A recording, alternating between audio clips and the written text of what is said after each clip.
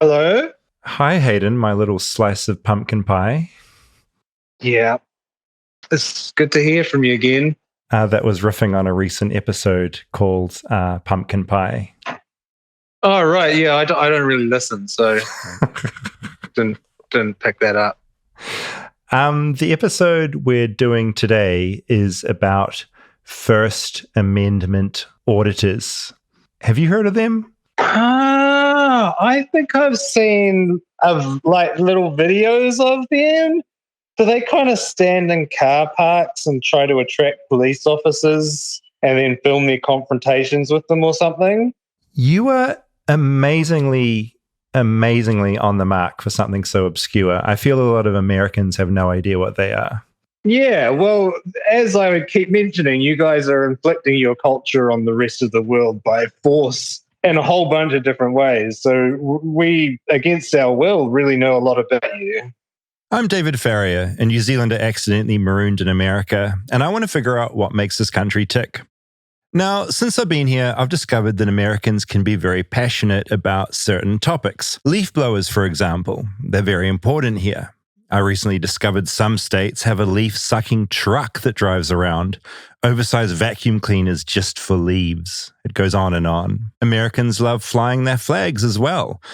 Many of them feel very strongly about their right to have guns and lots of guns. And I also know that Americans are very passionate about the Constitution, first signed on March 4th, 1789. Did you know that, Rob? No, I didn't know the exact day or year. We're all learning. And if you read the Constitution today, you will find the First Amendment, which reads, and I quote, "Congress shall make no law respecting an establishment or religion or prohibiting the free exercise thereof or abridging the freedom of speech or of the press or the right of the people peaceably to assemble and to petition the government for a redress of grievances." Quite a mouthful. Why am I going on about this? What is my point? Well, today's episode is about a certain set of Americans who take the First Amendment very seriously. I'm not talking about lawyers or journalists or religious leaders.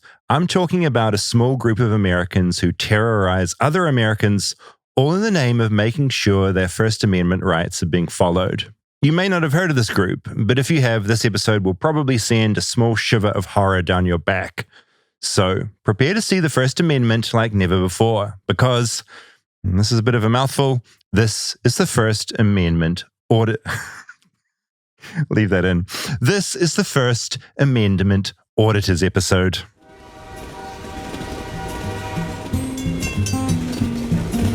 Flightless, flightless, flightless bird touchdown in America. I'm a flightless bird touchdown in America. Now, Rob, as the theme song played, you complained about me being too loud. My volume, it's increasing. Yeah. I'm an attention seeker. Yeah, your hair is now bright pink. What do you think of my new do? Looks great. I feel like your son always has wacky hair colors. He does. He's allowed to dye his hair once a year. Is that the rule? Yeah, because you can't do it all the time because it's probably expensive and messy and a lot of other things. Yes. Dye all over the pillowcase is a problem that I've encountered. Yep. White sheets, white pillowcase, night one, covered in pink. Yeah, you're a white sheets guy? To be fair, more not crisp white, more like, what would it be? Beige? Off-white? Beigey? And I've got another pair that is blue and sort of white striped. White, of course. We always associate white sheets with hotels, sort of clean hotels, Yeah. you know? But what color are your sheets? We've got some beige sheets too. They're not super light though. They're My friend Dan, for a Christmas present one year, bought me sort of regal kind of purpley sheets, and I got relentlessly mocked for them because it's just it's a very intense color to have as a sheet. It's kind of like, look at me, look at my bed in these regal colors. And real dark sheets feel a bit kind of porny. So wait, so there were like suitors and dates coming over and just mocking you? What? No, just people see the bed. You know, Who not a sees lot your of people. Yeah, well, I mean, But people glance into a bedroom sometimes when they so visit. you keep the When I was door at your shut. house, I've glanced into your bedroom and sort of if you had regal purple sheets, I would probably give you and Natalie shit about it. Okay, what can you tell me about my room if you've glanced in it? It was a long time ago now. And also, I didn't glance in it. I'm just I making didn't that think up. so. But now I keep that want door to. shut. I want to now, desperately. We're recording this the day before Thanksgiving. That got me thinking about a topic I've been wanting to crack for a while about Black Friday sales. So, quick pitch to anyone listening. I want to know your Black Friday horror story. Yeah. Not necessarily horror, but intense. I want intense stories. Record a voicemail. What do you call it? Voicemail? Voice memo? Yeah. On your phone, or if you want to do a video, you can. Like a minute long, email it to flightlessbirdchat@gmail.com. And over on our Patreon, I'm going to pick out the best stories and put out a little, we're going to do a little piece on it over there. So again, nightmare Black Friday stories, little voice memo, voice note. Email it in flightlessbirdchat@gmail.com. Rob and I are going to go through those. Yeah, some of them will end up on Patreon. But, Yes. But if we get some really good ones, there might be some follow-up conversations for a follow-up episode. Cannot wait. Our Patreon, of course, if you're on there, you already know this, patreon.com/flightlessbird. First Amendment Auditors, Rob. Hayden blew my mind by sort of knowing what they were. Yeah, I had no idea, so I'm very surprised that he knew what they were. Yeah, I mean, we'll get into the doc soon because it's kind of all explained in there. But have you ever noticed when you've been in a public space, like, I don't know if you've been in, a hospital or a library or a police station, just sort of an annoying person with a camera, usually an old school camera that you sort of grip with your hand, not shooting on a phone necessarily, just sort of getting in people's faces. Have you ever noticed that? Never. I don't know. I've never. Interesting. I've never. Is this like, are there certain regions where this is more prominent? All across America. Okay. And these people, as you're about to learn, I would call them incredibly irritating. Mm-hmm. Like, there are irritating people on this planet. I think even podcasters could fall into that realm. And like YouTubers, a step worse. And then like documentary makers. Documentary makers, yeah, they float in there. Yeah. That's sort of annoying. I mean, there's probably a fine line between First Amendment auditors and documentary makers. Yeah, they're very fine.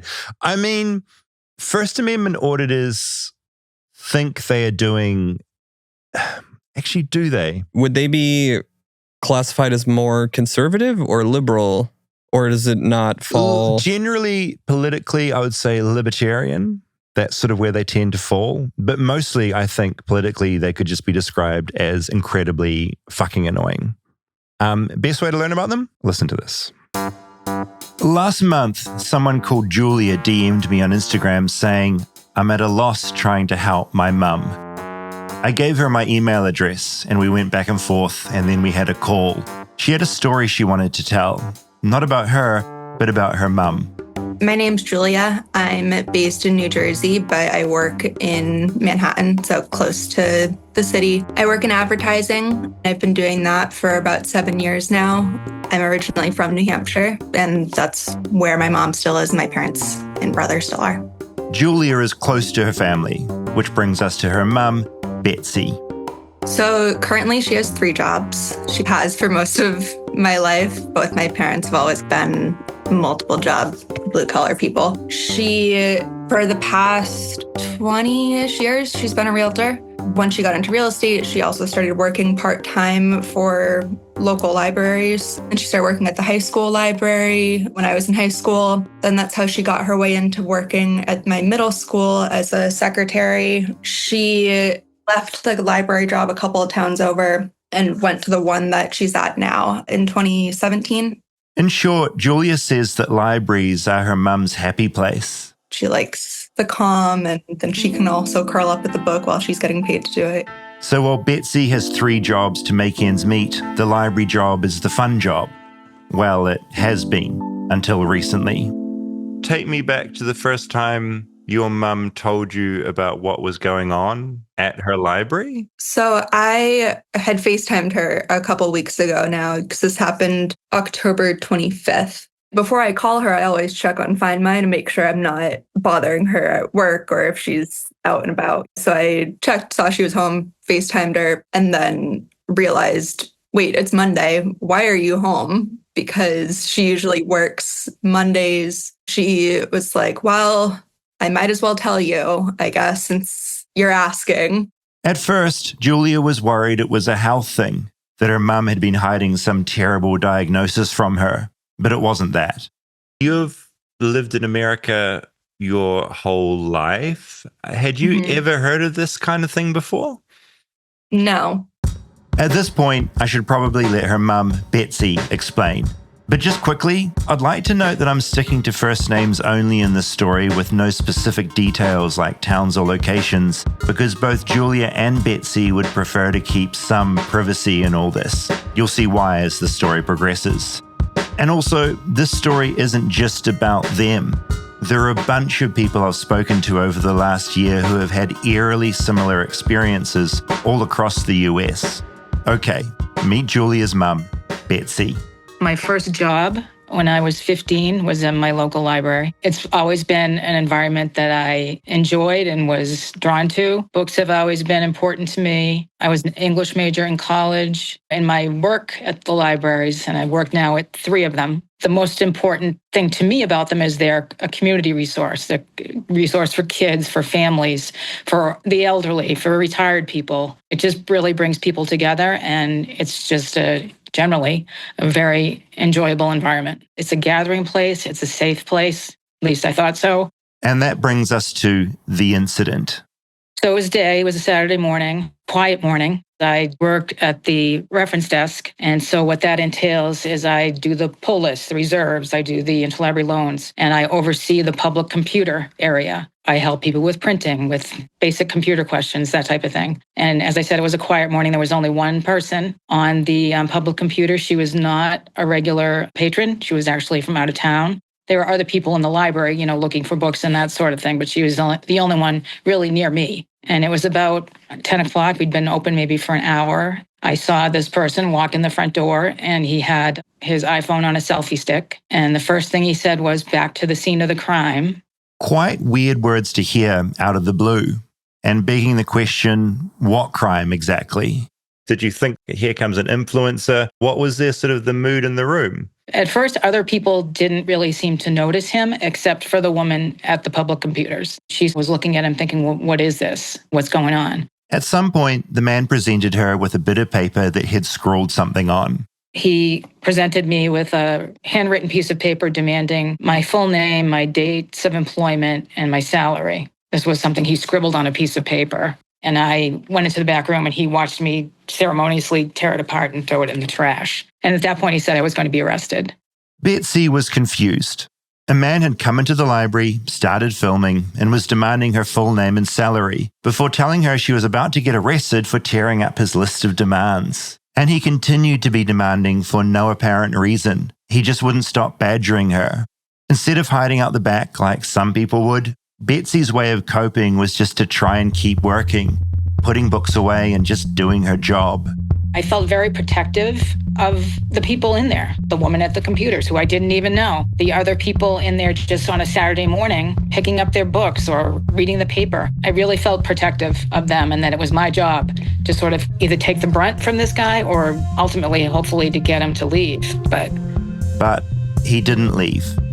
It didn't stop. He was saying that I was the reference desk or the help desk, but I didn't know what I was doing. I don't know the laws. And he said my name over and over and over, my first name. That's all he knew. And how he knew my name, I'm not sure.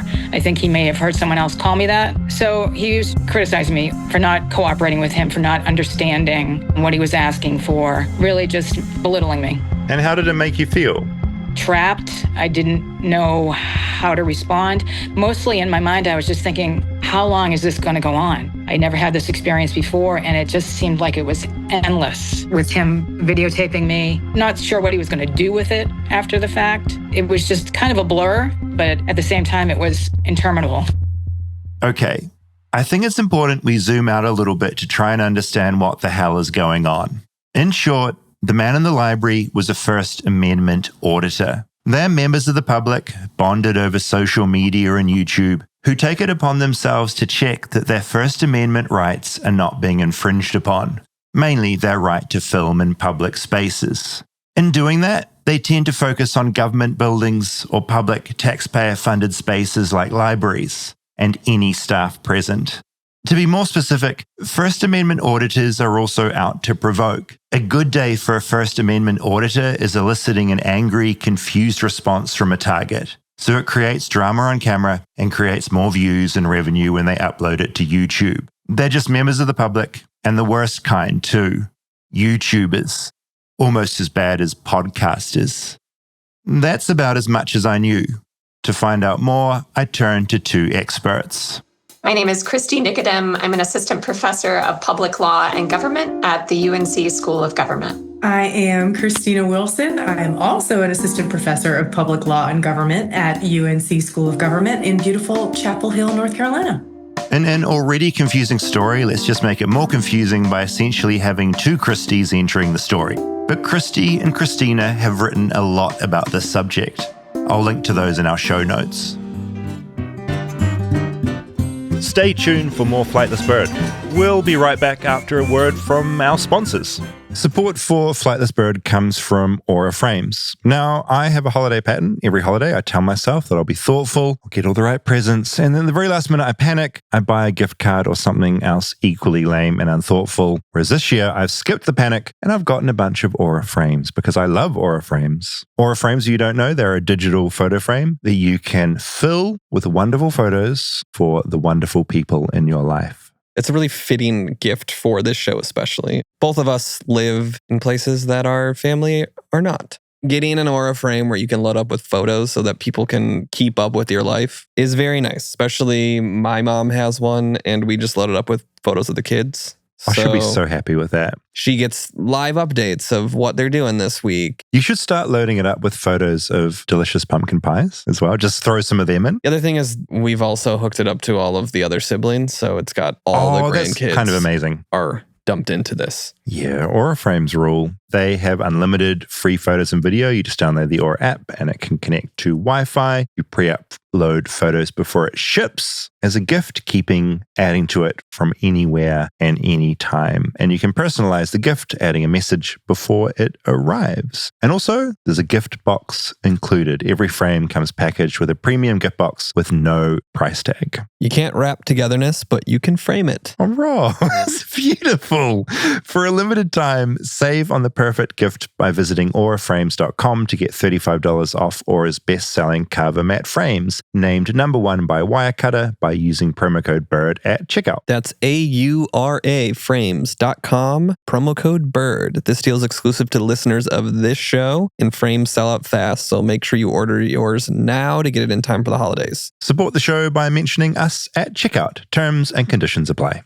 Support for Flightless Bird comes from Naked Wines. Now, I know you're not a huge alcohol guy, Rob, but I love a wine, and I'm very excited to have Naked Wines on board as a sponsor because, as well as loving wines, I also don't really know a lot about them, and I like to be told what is good. I also like to go to a place that I know what I'm getting is going to be good, and that's where Naked Wines comes in. They also make great gifts. As a non-drinker, if we go to a dinner with some friends, you got to bring a bottle of wine.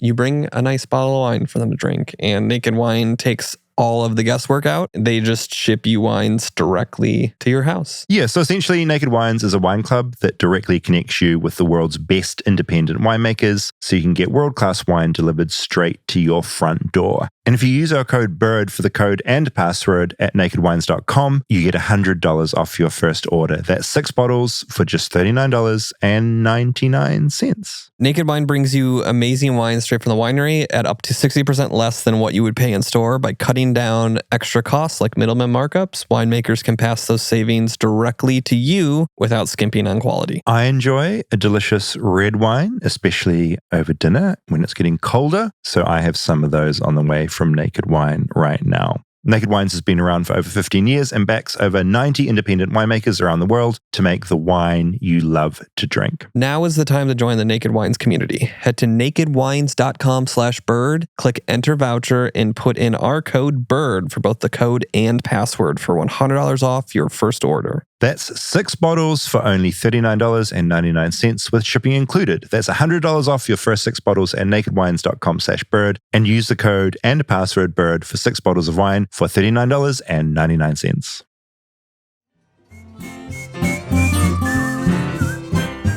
How did you both land on First Amendment auditors? Or I'm even sort of wondering when you first even heard about them, because everyone I've spoken to recently, amongst friends and colleagues, never heard of them. It feels like it's you either know or you don't know. Yeah, we each started getting a number of phone calls and emails from local government employees asking how they were supposed to respond to First Amendment auditors. They wanted to make sure that they were complying with people's First Amendment rights, but we're also encountering situations where employees were being harassed in some cases or cyberbullied online in response to YouTube videos that were getting posted. And so a lot of local governments were trying to figure out where are the boundaries? What are we allowed to do with respect to how we restrict these folks from filming without violating their First Amendment rights, but also protecting employees from harassment. Of course, I found myself wondering where all this began. And it turns out it's been going on for a while now. First Amendment auditors have been around for decades. It's hard to tell exactly where and how it originated. I think it likely has roots in the cop watching movement that began in the 1990s of individuals filming law enforcement officers in public spaces in kind of an organized fashion.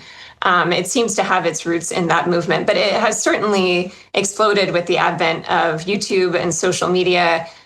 We saw an increase in activity in local governments during the pandemic. I think as folks had sort of more time on their hands and maybe more grievances or complaints against their local government officials, they found more opportunities to go in and start filming people in local governments. But I don't know if we've seen the peak of it yet. As well as filming and provoking, all under the guise of auditing the First Amendment, First Amendment auditors sometimes take things to court. If they deem their First Amendment rights have been denied, they want to sue or to get people fired. And sometimes they're successful in doing so.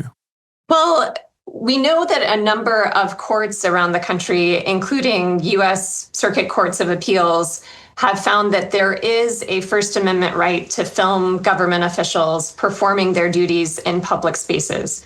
Now, the courts have sometimes framed that right differently, whether there's a right to film matters of public interest more generally, or whether it's a very specific right to film certain types of government officials like police officers in traditional public forums. We've had courts come out different ways on that. But what we do know is that there's a very clear trend of courts recognizing that this is a protected First Amendment right.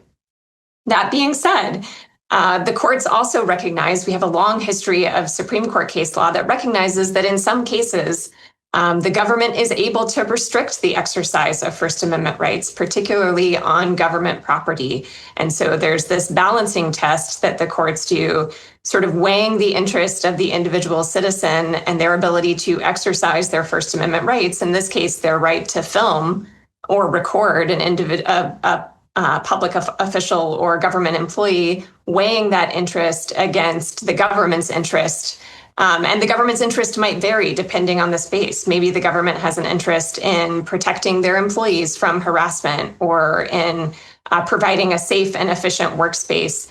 But there's a balancing test essentially that the courts do to determine whether and when the government is able to restrict that First Amendment right of filming public officials. Kristi's colleague Kristina jumps in here, noting that one of the biggest misconceptions is that the ability for an American to physically be in a public space doesn't always mean unfettered First Amendment rights attached. That's just not the way the law works. This is the stuff First Amendment auditors tend to forget. Think about a courtroom, right? If you're to go into a courtroom, that's public. You go through a metal detector, you can attend a trial. Most of those are open to the public. If being there meant that you had an unfettered right to interject and speak, well, we're not getting any trials done. And even if we do manage to muddle through a trial, we're certainly not protecting someone's right to a fair and objective proceeding.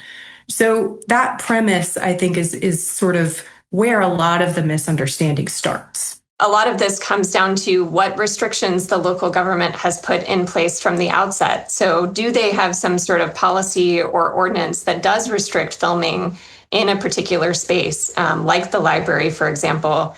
If they do, then it's going to be easier for them to enforce that ordinance or that policy when the filming actually occurs. And if someone refuses to leave at that point, that's arguably a trespass, right? Which is a criminal activity, and law enforcement could be involved at that point in asking the person to leave.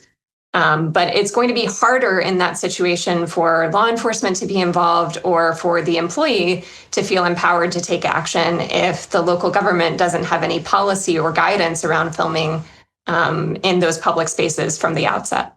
And speaking of this, back to Betsy.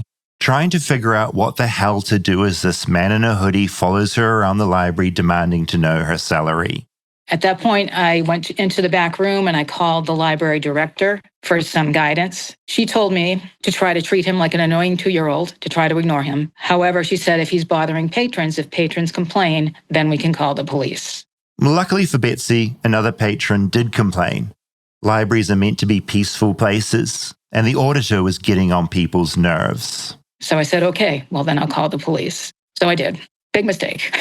Because as soon as they walked in, there was an older officer and a younger one. The younger one almost immediately said, there's nothing we can do about this, in front of the auditor. Essentially, in calling the police in, the auditor was getting YouTube gold.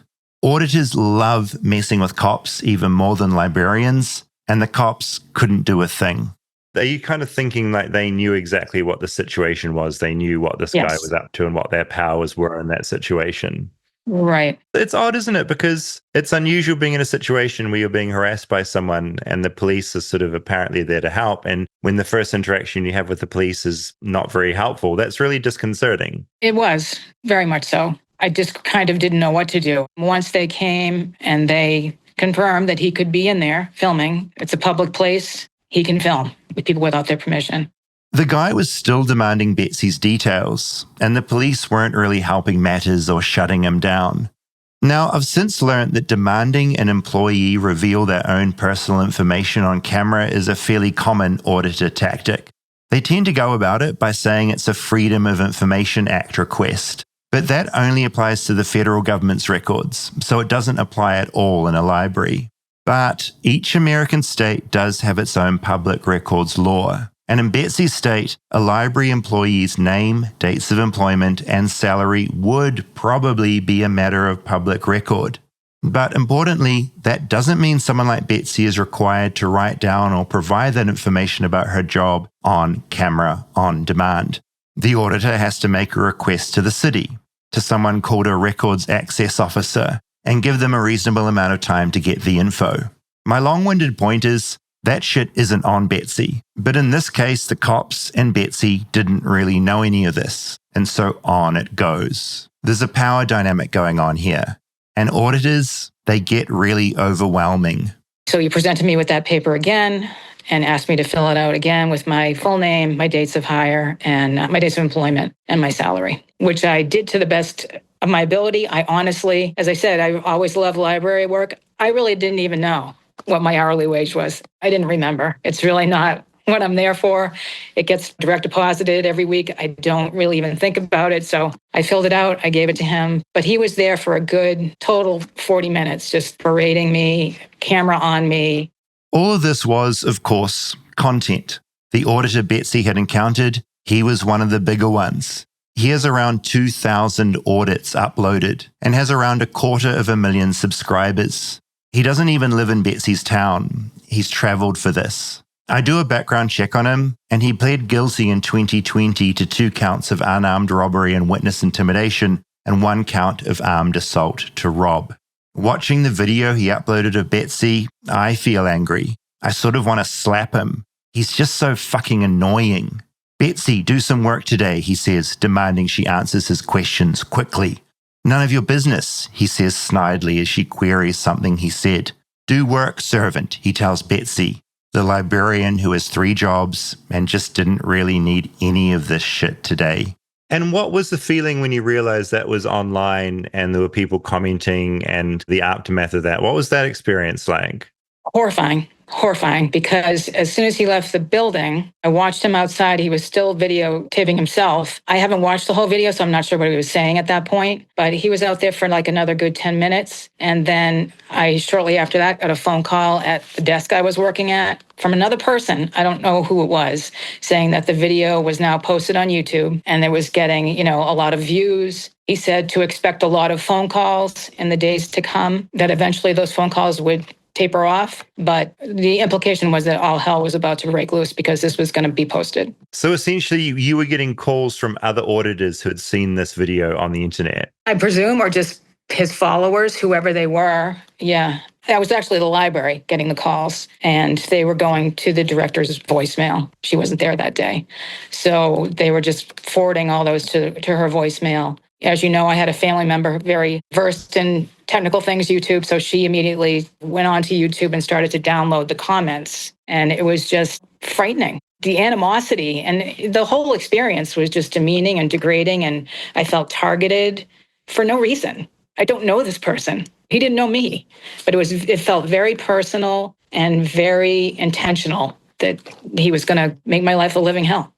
Under the video the auditor uploaded, there's just a sea of other auditors and fans weighing in. Wow, old Betsy is one vile, nasty, rude individual. She needs to be canned, said one. Betsy is a lazy, arrogant, rude, disrespectful, ignorant woman. She needs to be fired immediately for her actions. We do not need people like her working for us and taking our tax money. It goes on. Poor Betsy, she's not very bright. Get Betsy out of there, she should be fired. Betsy belongs behind bars for at least a couple of years. I read all of this stuff. 822 comments, just like Betsy and her daughter did. Some people who like him or like First Amendment auditors, it seems, have commented things like, you just post clickbait or do these one-off things and then there's no follow through. Is she actually arrested? Has she been fired? I keep seeing comments saying, is she number 39 or number 40? And I've got some context I've gotten is that there have been 40 or so people that he's allegedly gotten fired or reprimanded in some way. Right. So they're essentially out to catch these people out on some sort of catchphrase of freedom of information and the fact that they're not doing what legally they should be doing and getting them in trouble by their workplace. But yeah, then it affects things like her debating about quitting the library, her having to privatize her real estate Facebook and Instagram because she was fearful of those comments. So then it's not only impacting her emotionally, but potentially financially. And like I said, my parents are blue collar people. My mom works 3 jobs because she needs 3 jobs, even though the library is, I think, her fun job. Short interaction turned her whole world upside down. While I've been processing all of this over the past couple of weeks, I kept thinking, like, this is just so American, at least in the current America. It's absurd on its own, but to think about this happening maybe like 10, 15 years ago seems even more absurd to me. It's a different America than the one that I grew up in. And I think that my mom also grew up in and spent most of her adult life in. It's crazy. With all the crazy shit going on in the world, I think the group we need to really target are librarians. They're the ones we need to harass. Oh, I never trusted librarians. Always dicey, always up to something. What are they doing behind the desk? Yeah, those books that they pocket people for free. How dare they? When things like this happen online and blow up, it feels like a whirlwind. And this whirlwind wasn't over yet. I was on my way home thinking, wow, I haven't heard anything about that in a few days. Of course, I had been checking the YouTube video to see how many views and comments it had been getting, but I hadn't heard anything from my parents about it. So I was cooking dinner and then my dad called and I thought he just maybe wanted to catch up. And he was like, oh, you haven't heard. The detective, the older policeman who showed up to the library for your mom a couple of weeks ago, he went to the school today to talk to her and tell her that he got the video taken down. And I said, oh, great. And he said, well, not really, because then the guy turned around and re-uploaded the video a couple hours later and added a part where he's talking about mom directly and puts her first and last name and wage and years of employment like he asked for because he got the record. Fuck. Yeah, exactly. Fuck. It's even more explicitly targeting. Whole new round of calls started at the library, demanding I be fired, expletives flying. And that's when I knew that he edited the video, put it back up. But this time he put my full legal name and the information, my dates of employment and my hourly wage. So now my name is out there. Anyone can find me. So that was about a week ago. And again, I just sort of walk around with this feeling like I don't know who's around me. I don't know if people are tracking down my address. It's very unsettling. Yeah, no, it's very exposing and violating. It's a violation of your privacy, you know? Right. And for no reason. None. I think back to where all this started. Betsy's daughter DMing me saying, I'm at a loss trying to help my mum. I wondered if there was any help available. I went back to the experts, Kristi and Kristina from the UNC School of Government. Is there any action someone can take who feels like they're being targeted and they're being bullied both in person and online? You know, these YouTube videos often contain their name and details and they feel their privacy has been violated. What kind of actions can people take post-audit, or is there nothing they can really do? I would say for individual government employees, talk to your local government attorney, right? Your county attorney, your city attorney. Talk about whether it's possible for the city or the county, the local government to have some sort of a policy in place that does restrict filming in some areas. It's not going to be possible in all areas of public property, but it might be possible in the library, for example, or in City Hall. There might be some spaces where that local government attorney can assess the law and figure out that it's actually reasonable to restrict filming or photography in certain places. So that's the first step that I think I would recommend. Policies are definitely a wonderful first step. I do think encouraging training on the topic as well, on whatever policy we do adopt, and then on these different contours of the First Amendment. That helps, training for all employees, that helps even out that perceived imbalance of power and might help when law enforcement comes, they actually have an idea of what power do I have and what don't I have. When you have an auditor who is harassing someone, calling them names, following them around, essentially making their job harder to do, is that up to the employer to step in and get rid of this person? Or can they just keep saying, these are my First Amendment rights?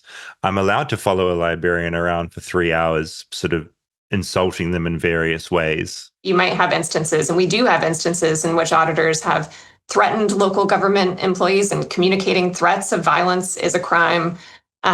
In which they have engaged in stalking or cyber stalking of government employees. When they cross that sort of line, certainly they can get local law enforcement involved. Other than that, it's pretty difficult for the individual employee to take a stand and restrict this sort of activity if their employer is not willing or has decided not to restrict it.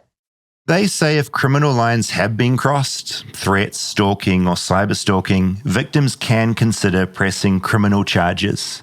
There's also sometimes the potential for a victim to bring a civil lawsuit against the auditor for things like defamation or intentional infliction of emotional distress.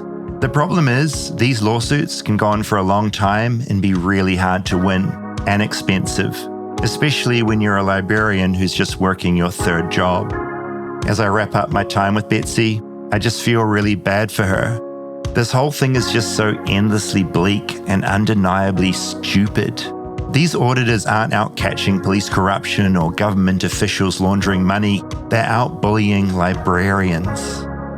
I'm only a part-time employee there. That's not my main job. I'm a part-time employee. I've worked there for 8 years. I work between 8 and 12 hours a week. So I'm not there that often. But when I am now, I obviously feel quite a bit of anxiety. And I also feel, misplaced or not, I feel some guilt for causing this for the other employees because they're the ones dealing with the calls and everything else that's come along with this. through no fault of their own. And I keep replaying in my mind, what could I have done differently? How could I have handled it differently while he was there? Now I wish that I had said nothing and tried to ignore him, but it's very difficult to do. He was saying things that were provocative and, as I said, demeaning, degrading in an attempt to get me to respond, and he succeeded to a degree. No, them, from what I can tell, they're the masters of provocation. It's like being back at school with a bully, which you just doesn't happen when you're an adult. It's a really weird out of body thing. Very, very weird, very strange. I've never experienced anything like it. Even as a child, I was never bullied like that. So it was just totally foreign to me. And as I said, I wish I had done things differently, but I had no experience with it. So I did the best I could at the time. She's been back to work at the library once already. She found it stressful. Betsy feels worried. She's read all the YouTube comments under her video, the old one and the re-uploaded one, and she's heading back for another shift tonight. I have a clear view of the main entrance. When someone comes in, I immediately snap and look that direction because I don't know. I don't think it'll be him, but I don't know who follows him. I don't know who works with him. I don't trust people walking in anymore. Just was the uncertainty of it all. Like, how long was he going to do this? Was it going to escalate to something else? Were there more people coming? I just didn't know. And I did feel unsafe. And I still do, as I said, because now he's exposed me. He's handed my information out to the public. I believe he has, over 100,000 followers. I don't know what their state of mind is. The unknowns are very concerning. I wish her luck and say I'll check back in on her. And not long after, I get a message. It makes me feel better, then worse. Hello, David. I want to express my appreciation for you speaking with me. I'll admit I was a little hesitant to rehash the experience and relive the trauma and anxiety caused by it, but I actually found it helpful. One other thing I thought of after the fact, at least I don't think I mentioned it, the auditor, in a recent phone call to the library director, implied he would be attending the next trustees meeting. I presume his intention there would be to call for my firing. I'll keep you posted. Thank you again, Betsy.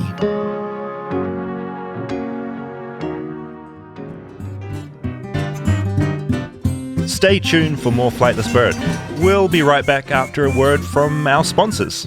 Support for Flightless Bird comes from Quince. Now, Rob, it is getting incredibly chilly and cold in the mornings at the moment, and as the holidays are approaching, it's getting colder and colder. This is why I need my wardrobe to work for this cold weather. I want stuff that looks sharp, feels good, and that I reach for, and that is warm, and that's why I go with Quince. Plus, it makes gifting easy when everything's worth keeping for yourself. Yeah, I just got a nice jacket from Quince, and it's been rainy and cold in LA, which does not happen often. And I got it for our holiday trip, but because it's been so cold here, I got to wear it out around LA too. God, I just got a Mongolian cashmere sweater. It's my first ever Mongolian cashmere sweater. I'm enjoying that as well. This is going to maybe TMI, but I wore my sweater to bed the other night because it was so freaking cold and I slept so good. I felt like I was wrapped up in a little sleeping bag. And by partnering directly with trusted factories that maintain high standards for craftsmanship and ethical practices, Quince cuts out the middlemen and markups. That means premium quality at half the cost of other high-end brands, so you can give luxury pieces without the luxury price tag. Yeah, and they have all sorts of items. They've got denim fits that feel good, same with pants and chinos, outerwear that's really solid, down jackets, wool, leather coats that keep you warm. I got a puffer jacket from there last year and a pair of jeans. If your cashmere beanies, scarves, gloves that won't wreck your wallet. Keep that little noggin warm with a little beanie. Get your wardrobe sorted and your gift list handled with Quince. Don't wait.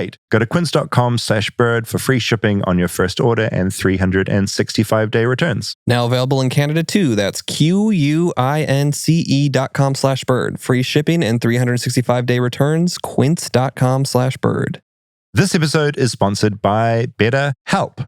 Now, the holidays are a time of traditions, and my birthday, which is also a tradition. Some people have many people in their family, and some have none or are just beginning their own. Now's the time to reflect on what they mean to you or rewrite those traditions and make up your own, like perfecting a new hot chocolate recipe for the kids or continuing your great aunt's sweet potato pie recipe. Incorporating therapy into your new or existing traditions can help ensure that you take time for yourself during what can be a very joyful but sometimes incredibly hectic and lonely time of the year. Yeah, and also, even if you're not lonely, seeing family can be very turbulent. So making sure you have the right tools to go into the holidays with clarity can help calm the chaos. Yeah, preferably you want to come out of the holiday season in an even better position with your family than going in. And I think therapy can be a very good tool for that. BetterHelp has therapists working according to a strict code of conduct and are fully licensed in the United States. BetterHelp does the initial matching work for you so you can focus on your therapy goals. There's a short questionnaire which helps identify your needs and preferences. And 12 plus years of experience and industry-leading match fulfillment rates mean they typically get it right the first time. And if you aren't happy with your match, you can just swap to a different therapist at any time from their tailored recommendations. So this December, start a new tradition by taking care of you. Our listeners get 10% off at betterhelp.com/bird. That's betterhelp.com/bird.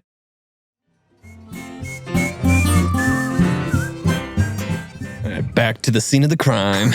He would have thought that was the coolest thing in the world to open with as he walked into the library. It's I love crazy. the idea of these people just saying random catchphrases everywhere they go.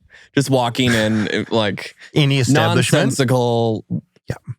Walks into a Starbucks. Takes two to tango. There is that. It'll be built into that. I mean, he's got 100,000 people following him, that guy.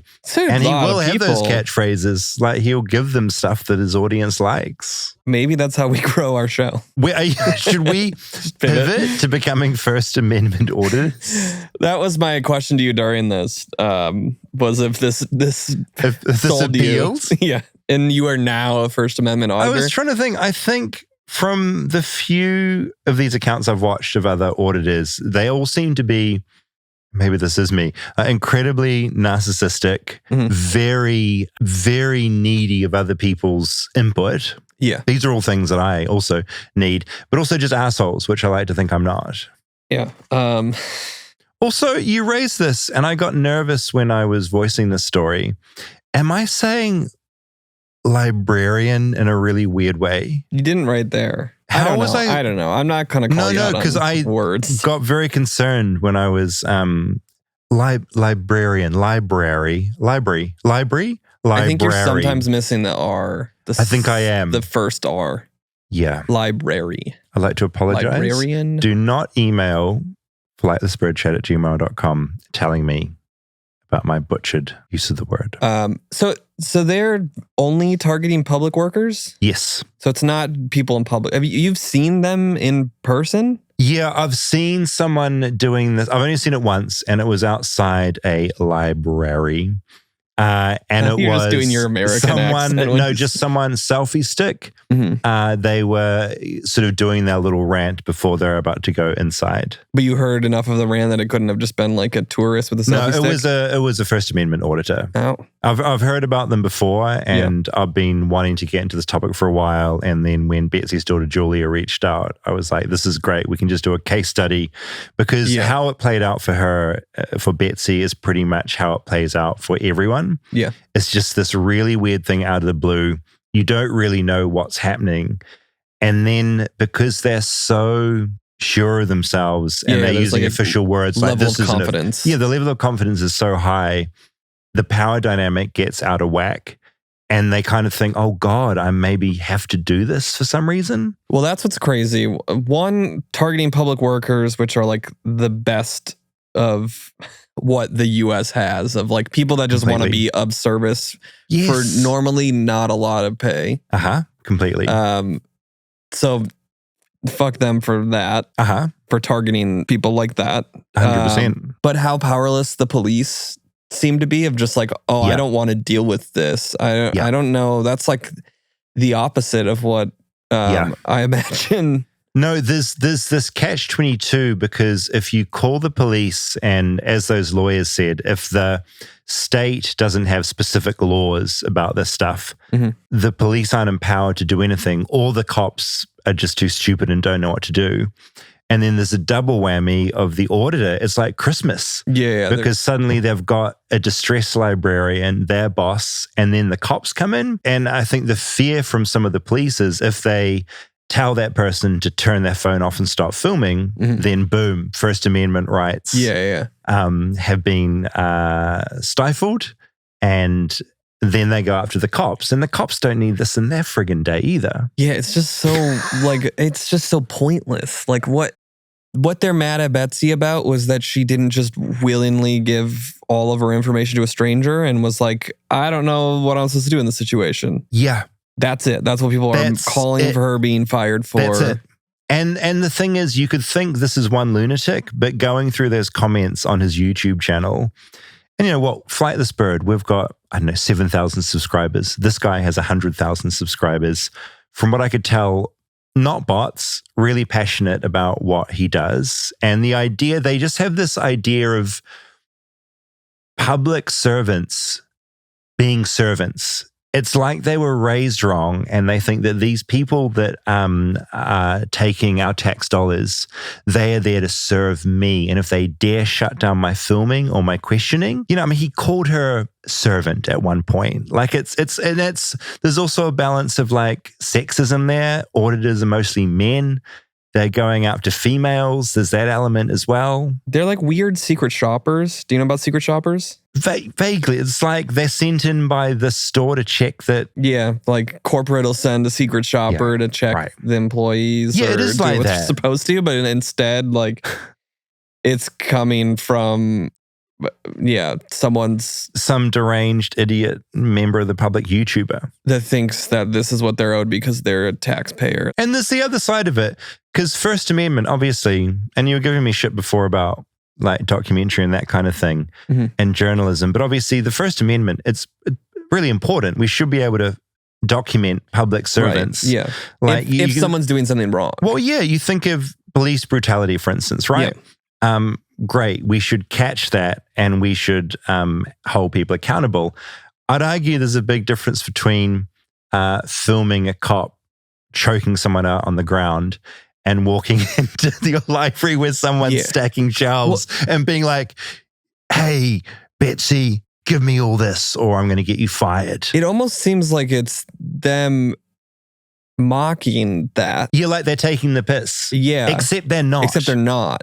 Dead serious. Like the idea of it was someone mocking it, of like, oh, you're going to film police brutality, then I'm going to film every librarian. And then it got out of control. And then some people weren't in on the joke, and then they decided. I wish that was right.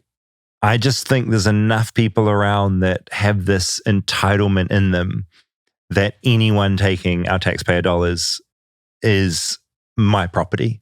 That's what the thought kind of is. And are they going to police stations and harassing police officers, or it's mostly they're targeting vulnerable people that don't know better? Which then, like, the whole point of that then is meaning, like, go do that to a mayor or a governor if you really want to, like, have someone held accountable. And completely. I also think they're cowards. I don't think they'd walk into a courthouse or into a police station headquarters. Yeah. They'll start somewhere like a library, and then if the police come in, then it just is like a little bonus for them, but they feel like they've already got so much content already. Yeah. If the police tell them to back off, then they sort of will. It's like they've got that 20-minute clip. The weird YouTube follower aspect and viewer aspect of this makes it even weirder. Yeah, well, he's empowered. He's making money off this. I should add, he has merch. So he has a brand, like Flightless Bird sells some t-shirts. He's got a group that he works with of other auditors. They've got a logo. People are buying his t-shirts being like, yeah, our hero. Go and like give shit to another person working in a library. He's just kind of like a conservative influencer. It's sort of definitely more right-leaning, all about like libertarian, like just wants his personal rights, making sure that they're not being violated in any way. Like for the people is kind of their driving force, except no one gives a shit about any of this. It's like, in theory, what they're doing should be a good thing. Like it's important we're allowed to document things in public spaces and hold elected officials to account and people there that are doing a job for us. They just take it into the worst possible corner of what that could ever mean. Yeah, well, it's very like trolly and Trolley's the word. That's what they are. They're it's like the worst troll you've seen online who's giving you shit on Instagram. It's just he's come out of the computer and he's in real life. He's popped out and he's kind of more of an ugly personality than you ever expect, and he's chasing your mum at her job. Like that's what it is. So I think the main thing to know if you are being harassed by one of these people is don't let that power dynamic kind of take over. Like realize you don't owe them anything. Yeah. Realize that they're purely harassing you for content. And if you just remain calm and bored and kind of treat them like a 2-year-old who's like just shat themselves in your library, like you're not going to take that 2-year-old particularly seriously. You'll just be like polite and sort of ignore them and let their mum deal with them or father, and just don't. Betsy did something that she regrets in hindsight, and that she tore up the request. Yeah, she engaged. And that just activated him. Yeah. She should have been like, I don't need to give you this. I'm going to have my job. You have a nice day. And as he continued to harass her, hard to do when you've got a selfie stick in your face, but just ignore. Well, I mean, also though, they're probably not going to target the people that will ignore. They're going to target the vulnerable employees that are like, oh, I can get under this person's skin. Yeah. And they don't know better. Yeah. Or they don't know about this. Yeah. And as you said, I'm going to catch them. Yeah, they are. Troll is the word. They're the master troll, and they'll find a way to. I think probably if a First Amendment auditor was doing it to me, for all I'm preaching about being calm, I would be shitty and give them some annoying content for their YouTube channel. Yeah. And then. Yeah. Are you a public library guy? I love them.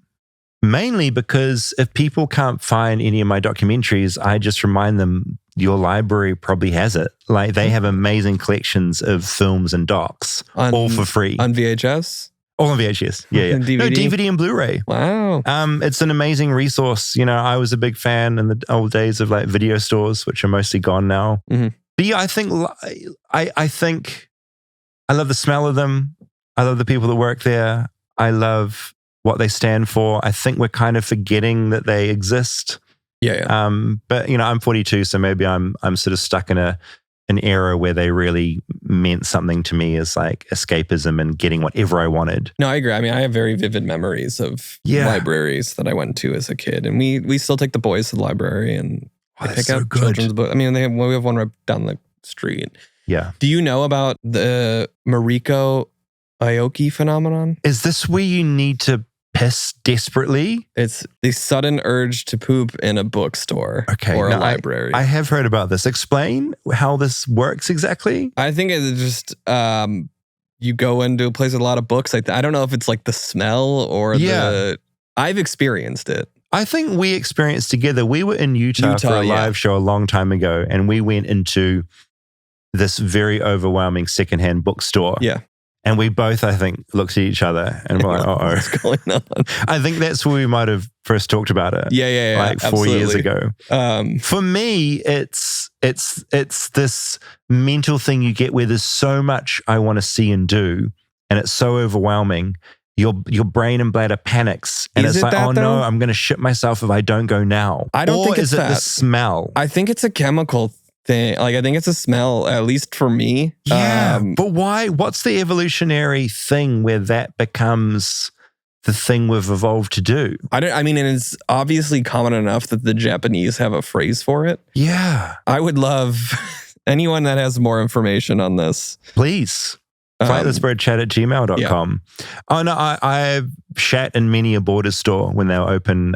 What's the other big Barnes chain and Nobles. Here? Barnes and Noble. I have very vivid. I remember the Barnes and Noble's bathroom. Yeah, always in a big bookstore, I'll think like, where's the cafe? Because that's where the bathroom will be. Mm-hmm. Yeah, and often there's a queue. I love a bookstore too, because it is a weird, like you go and do that and then you're fine and you can keep browsing. And you carry on. Yeah. Yeah. I have a friend in New Zealand. He'll try desperately not to use the bathroom at his house or in the office.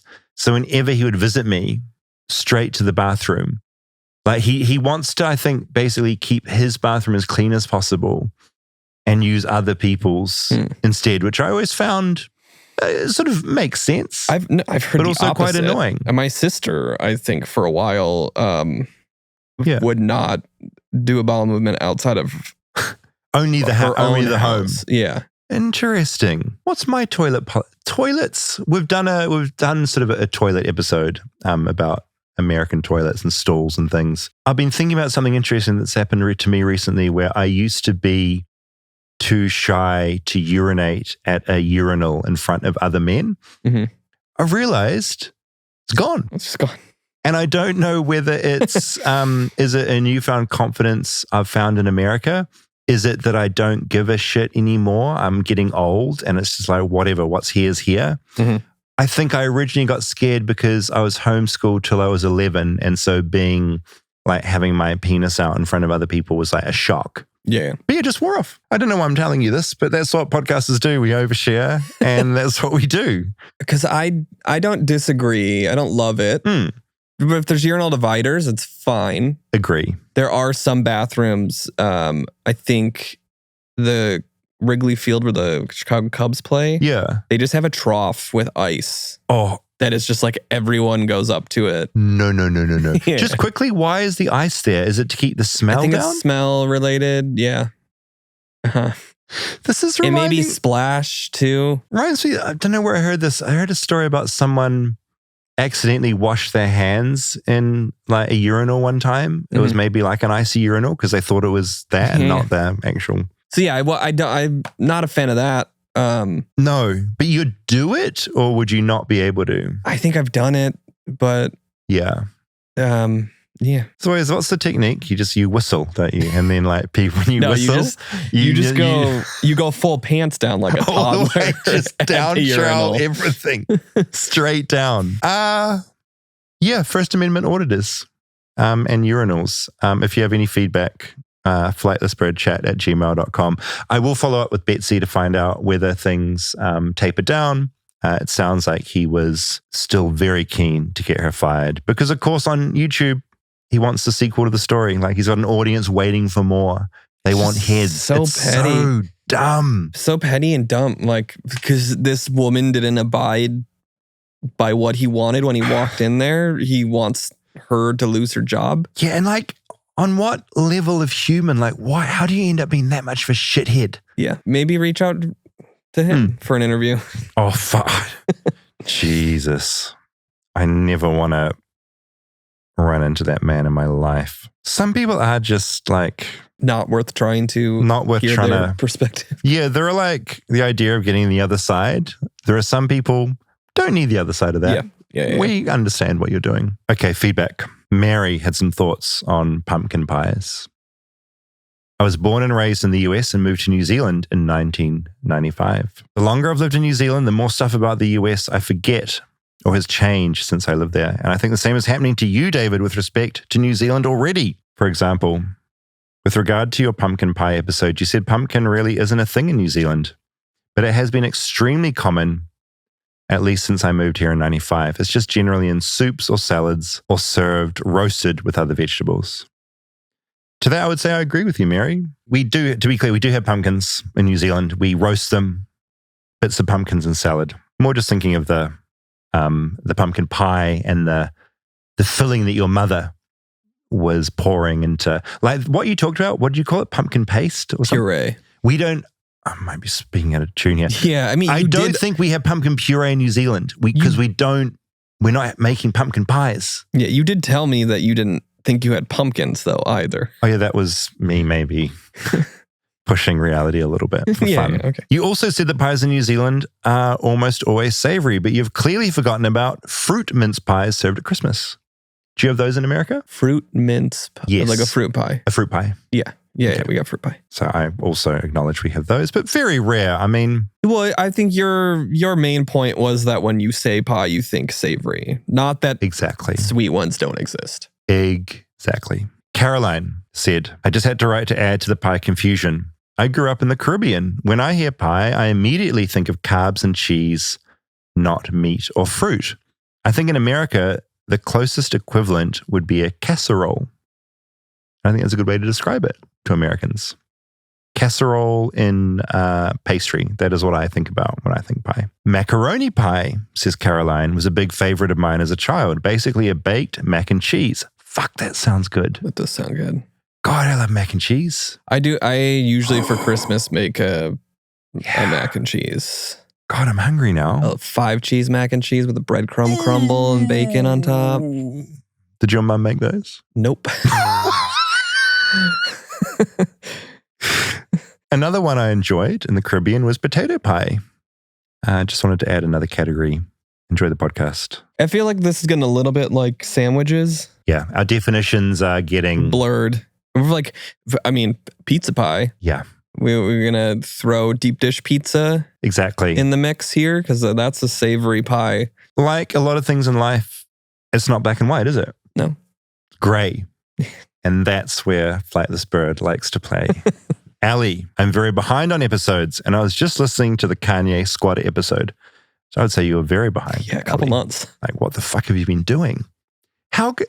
It's funny. There are people that feedback does sometimes come in like 3 weeks behind. Yeah. I'm just thinking all the podcasts I listen to, I think it's week of release.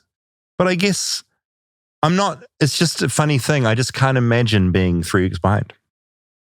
I'm not giving you slack if you are. It's just you probably have a busier life than me. I can imagine doing amazing on a things. Show that's always on that like it snowballs a little bit when you get behind. True. I can't believe people have better things to do than listen to this every week.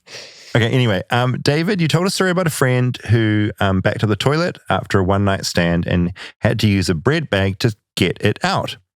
This is an urban legend. Another podcast I listened to called Normal Gossip did a whole episode trying to track down the origin of the story. So many people have a friend of a friend that this had happened to. The details change depending on country. For example, in America, it's usually a Ziploc bag. And in the UK, they put the poo in Tupperware. Just had to share this with you. I think it's very important. And I agree. Wait, so you don't have a friend this happened to? Well, no. A friend told me that this happened to them. Okay. And I am now going to go back to them and say, were you just telling me sort of a made up story that you had heard somewhere else? Have I misremembered it? And she had told me a friend had done that. But like essentially, you need to call them right now. They're going to be asleep because they're in London. And I also don't want to. They have better things to do. I think you need to record that conversation though. I agree. So I will call her. Record it, and we'll put it on Patreon. And I'll say, this is going on the podcast. Remember that time you took a shit and the toilet blocked? All right, we'll go to Patreon to see what they say.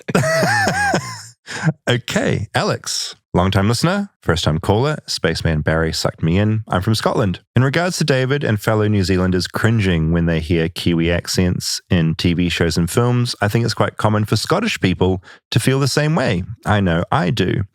There are a lot of bad fake Scottish accents out there, but even when it's genuine, it can just sound really wrong and cringy in movies. I don't know why. I think Scotland, another small place like New Zealand, these small places, I think, have shyness. The small poppy syndrome. Small poppy. Sarah, we talked about Nordstrom at some point, that big sort of department store. Mm-hmm. This is one of these emails that my imagination goes wild. Someone just told me, this also sounds like an urban myth. Someone just told me the story earlier today. Her husband was part of it in the 1960s, part of it being part of Nordstrom. Short story of the somewhat longer story is that they had glass cages with real monkeys in the children's shoe department, which I can sort of imagine being a thing back in the old days. In a store, they put a monkey in the window. In the children's section, the kids come in and they go, wow, it's a monkey. Yeah. I mean, clearly an awful thing to do, but they had a party one night and somehow the monkeys got beer and it was not great. And the janitor quit. He was so upset. There's more, but that's enough for an email. To which point I say, no, tell me more. Yeah. This is an example of an email. Give me 3 pages on the monkeys that got loose at Nordstrom, got beer, and then somehow the janitor got fired. Well, and if a friend's husband, like, we need to talk to him. Yeah, so Sarah, who wrote in, get that friend's husband, sit him down, and quiz him about it. And flightlessbirdchat@gmail.com. I want the whole story about the monkeys at Nordstrom. I guess at that point in time, people were doing weird stuff for publicity. They were. Marketing. Like the White Sox had this guy, Comiskey, that ran the team. Mhm. and he would do weird stuff all the time. Just like publicity stunts. right. The one I remember most was that he signed a little person to the team, put him up to bat. Oh, it's like a gimmick. As a gimmick, but also it like because your strike zone is based on your body proportions. Oh, so it would make it much harder for the pitcher. Yeah, and it was like 4 straight pitches were a walk. And then I think they had to make it a rule. That you couldn't. A height requirement. That's fascinating. But I think he was doing all sorts of crazy things like that. Yeah. Well, I think there were less socially and certainly in regards to like Chimps and Nordstrom's, ethical? like just less rules and ethics, right? Yeah. It's like, put the monkey in the store, dress it up, make it smoke a cigarette. Yeah. Well, and I think famously a lot of like minor league baseball teams do crazy things like that to get people to come out to games. Yeah, gotcha. And this sort of ties in, maybe unrelated, but some of the minor leagues do crazy promos to get people on board. That's what you're talking about? Yeah, that's still a thing. Yeah. Well, John Oliver did a whole thing on it where he took over a team and... Oh, man. So he beats me to Flightless Bird topic sometimes, that guy. He's very good at what he does. Okay, Lauren, I enjoyed this email. It was very detailed. I'm going to shorten it a little bit. We talked about our chewing sounds and how we tried to avoid doing them in the pumpkin pie episode. Lauren says, as one of the many annoying misophoniac fans.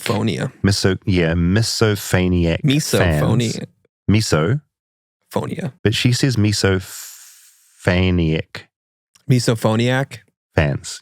Yes. Yeah. That's the word. Thank you. Of your podcast who probably left a comment about chewing on Mike. Thank you for eating off Mike for the pumpkin pie episode. You mentioned on air it being a quirk or preference, but there's actually a real science about how sound activates a different part of the brain near the aggression center. A cross-wiring occurs. There's similar research around the origins of foot fetishes. That's where I perked up because I run a Patreon. There's an album of my feet, which is getting a lot of traffic. Because my feet are... you walk everywhere.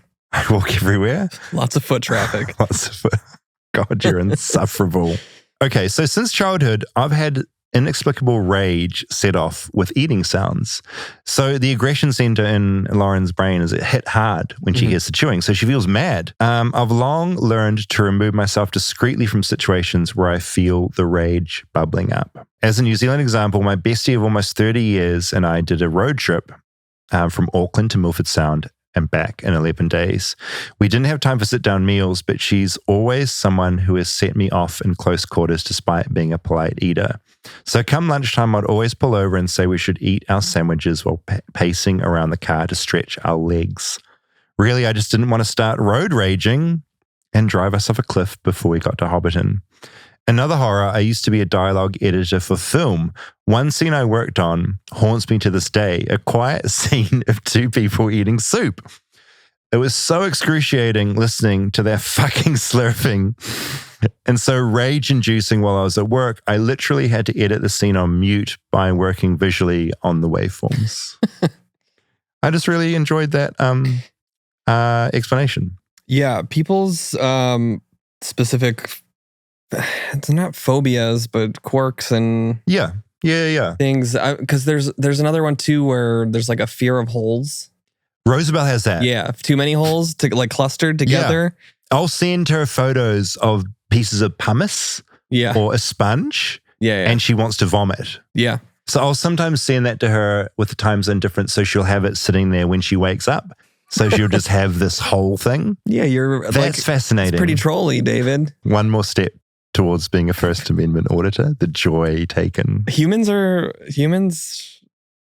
fascinating. Yeah, we are. And it's also that thing where, I mean, I always do, and I think a lot of us do this, defaulting to think our experience of the world is kind of it. Mm-hmm. And obviously it's not. But you hear stuff like that and you're like, holy shit, like what? Holy shit. Oh. Okay, that's it. That's the feedback I selected. If you have any feedback, and you want to send in those nightmare Black Friday sale stories, flightlessbirdchat@gmail.com. See you over on Patreon for bonus stuff at patreon.com/flightlessbird. And have a wonderful rest of the week. We'll see you soon. Yeah, and here's a preview of that bonus episode.